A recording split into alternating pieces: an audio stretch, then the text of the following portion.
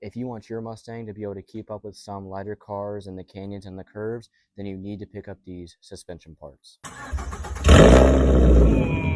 So for your Mustang to be able to keep up with some of these lighter cars, more nimble cars, since these cars are pretty heavy, is you're going to want to pick up a front strut tower brace. Now this brace helps link the front suspensions of the car to prevent body roll. So that has been a great one.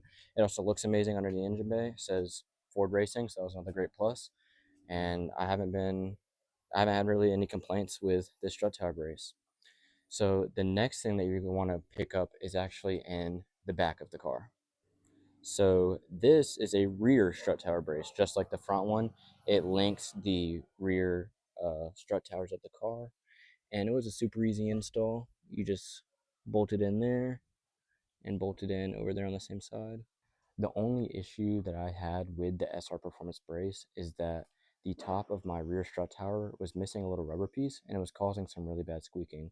However, I was able to get that figured out and I was able to get a makeshift little rubber piece in there, and I haven't had any problems with it since. So you might want to check on that because the squeaking was really bad and really horrible. So the next part to be able to make sure your Mustang can keep up with some other cars in some canyons is going to be the actual coilovers and potentially lowering springs for your car. As you can see, my car is lowered front and rear, and this is done so by some,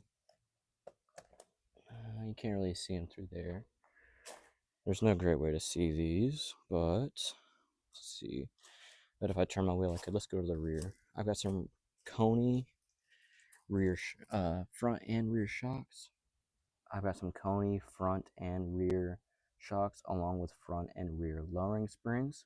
This will lower the center of mass of your car and allow it to take turns better and more effectively. And when paired with all of these other parts, your Mustang can go through the curves and keep up with maybe even some like nicer cars that are meant for handling.